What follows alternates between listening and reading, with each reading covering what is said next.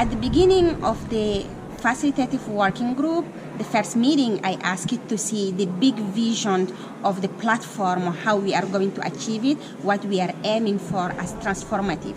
So still we are discussing on the facilitative working group work plan, but some of them have one vision for one work stream, but not for all three of them. So I would like to see at the end that we have the big vision, how Indigenous people's participations on knowledge, Indigenous people's rights, and Indigenous people's voice can be enhancing in this climate change negotiation and outside. Knowledge holders are the most important in this platform of work, but at the international level, there is no space for them to participate because there is language barriers, there is technical barriers for them. So the decentralization of the platform at the regional level and at the national and local level must enhance their participation and have the knowledge. And we have the activities who targeting the international,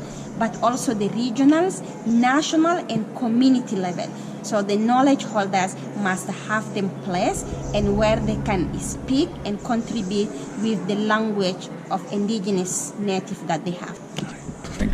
My name is Kenneth Deere, Mohawk, from Mohawk Nation at Ganawagi, part of the Haudenosaunee External Relations Committee in North America. And I'm here in Bonn, Germany to attend the first meeting of the local communities and Indigenous Peoples Platform historic meeting of the working group, where we have Indigenous peoples who have been appointed by Indigenous peoples themselves and not appointed by the United Nations. And this alone is very significant, and we hope that this is a way that Indigenous peoples and states can come to consensus on issues of climate change that we all can benefit from.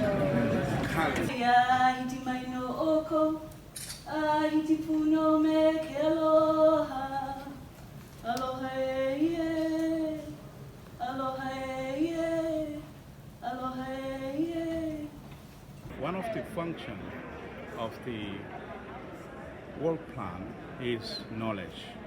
And in one of the main activities that we have in knowledge is the have one annual meeting on of local communities and Indigenous people platform with the traditional knowledge holders. That's the important thing, that we are opening the engagement of the traditional knowledge holders to come and to sit at the same level with other parties within the UNFCCC. So one of the functions of the platform is on capacity building and engagement of Indigenous peoples. So, which occurs on many levels. One at the UN level, one at secretariat level, and one with states, and one on a local level. So what the platform will do, it will have annual events to build the capacities of Indigenous peoples, states, and working with the platform, the UNFCCC, and international actions and policies regarding climate change. It will also host workshops on nature-based solutions to engage with the scientific community, to create new knowledge, the co-production of new knowledge to fight climate change. Another point of the work plan is also to create a focal point within the UNFCCC Secretariat, so that you also build the capacity of the Secretariat to engage with Indigenous peoples, so that they know how to engage with Indigenous peoples, which has never been done before, a focal point specifically focused on Indigenous peoples. Of course, there's the web portal that will be created, specifically to build the capacities of the people at large, so to disseminate the results of the platform and to engage other people outside of the UN, or that are not Indigenous, or that are Indigenous, with the work of the platform. And of course, there's the need to build the capacities of the UNFCCC in general, so as an institution, so they can develop guidelines and protocols and other ways to engage with Indigenous peoples in the UNFCCC. So those are the main functions when it comes to its participation and capacity building of engagement of Indigenous peoples in the UNFCCC.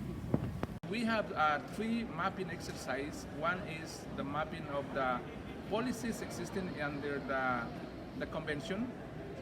The second one is an exercise to see the policy gaps in the NDCs at the national level, and the third one is the third mapping is the funding opportunities for indigenous peoples and local communities. And also there is one activity to identify the best practices that the indigenous peoples has in order to incorporate into the national policies. So with the adoption of the local communities and indigenous peoples platform, I think I can observe a couple of things. The first is obviously the enhanced participation of indigenous peoples within UNFCCC processes. But the second, I think, which is often underestimated, is the ways in which indigenous people engage with the parties have transformed in a very interesting way. Now we have a platform and a facilitated working group where indigenous peoples can express themselves using their own language in its own terms with the parties with regard to the issues that they're facing in their communities. So one might say it's a change in diplomatic culture within the UNFCCC, which is actually quite interesting to see.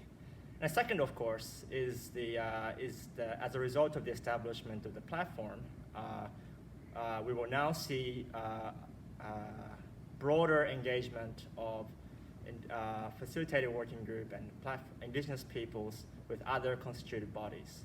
And I think one of the interesting things to see from now is to see how indigenous caucus come to organize themselves in order to effectively participate with constitutive bodies which are also interested in the works of the local communities and indigenous peoples platform. We're really pleased because the development of the work plan for the facilitated working group and the local communities and indigenous peoples platform activities is going very well.